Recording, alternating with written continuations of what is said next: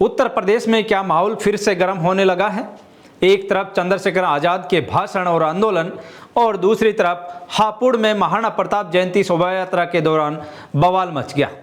इन दोनों घटनाओं ने योगी सरकार की टेंशन बढ़ा दी है। सबसे बड़ा सवाल, क्या यूपी में अब कानून व्यवस्था और सांप्रदायिक तनाव फिर बड़ा राजनीतिक मुद्दा बनने जा रहा है? अब जरा पूरी कहानी समझिए। पहले बात सहारनपुर की, जहां आजाद समाज पार्टी यानी एएसपी के कार्यकर्ताओं को उनके ही घरों में हाउस अरेस्ट कर दिया गया।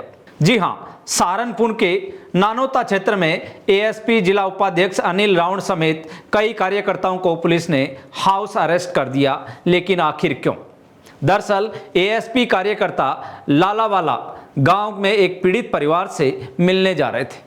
दावा किया गया कि ये परिवार उत्पीड़न और जानलेवा हमले का शिकार हुआ था और यही पूरा कार्यक्रम चंद्रशेखर आजाद के निर्देश में तय किया गया था। लेकिन सुबह होते ही अनिल राउंड का घर पुलिस छावनी में बदल गया। पुलिस ने कहा कोई बाहर नहीं जाएगा और फिर एएसपी कार्यकर्ताओं को घर के अंदर ही रोक दिया गया। अब जरा सोचिए, क्या किसी पीड़ित परिवार से मिलने जाना भी अब प्रशासन की अनुमति पर निर्भर करेगा? यही सवाल एएसपी कार्यकर्ता भी उठा रहे हैं। अनिल राउंड ने इसे असंवैधानिक बताया और कहा कि जितनी पुलिस हमें रोकने में लगाई गई उतनी कानून व्यवस्था संभालने में लगाती तो ऐसी घटनाएं होती ही नहीं। लेकिन कहानी यही खत्म नहीं होती। अब चलते हैं हापुड़, जहां महाराणा प्रताप जयंती की शोभा यात्रा अचानक हिंसा में बदल गई। धौलाना थाना क्षेत्र के देहरा गांव में महाराणा प्रताप की प्रतिमा पर माल्यार्पण हो रहा था। हजारों लोग मौजूद थे। जुलूस आगे बढ़ रहा था, तभी एक हिंदू युवक और एक मुस्लिम दुकानदार के बीच कहासुनी हो गई। शुरुआत मामूली थी, लेकिन फिर कुछ ही मिनटों में पूरा इलाका रण क्षेत्र में बदल गया। दोनों तरफ से पत्थरबाजी, वाहनों में ताड़फोड़, भगदड़ और चीख पुकार।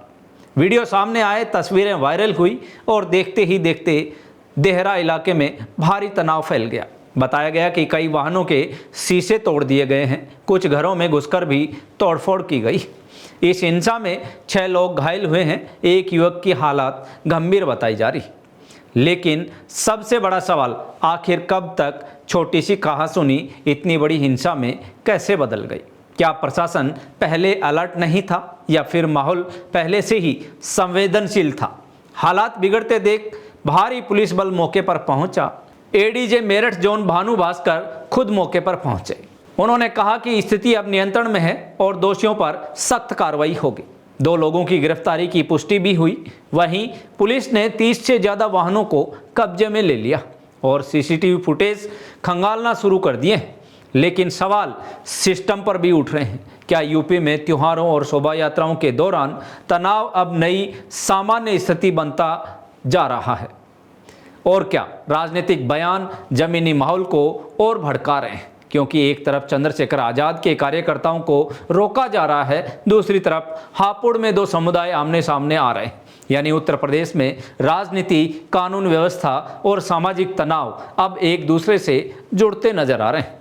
फिलहाल हापुड़ में अतिरिक्त पुलिस बल तैनात है, इलाके पर नजर रखी जा रही है। लेकिन सबसे बड़ा सवाल अब भी वही है, क्या प्रशासन ऐसी घटनाओं को रोकने में पूरी तरह सफल है या फिर यूपी में माहौल धीरे धीरे और ज़्यादा संवेदनशील होता जा रहा है? आपकी क्या राय है?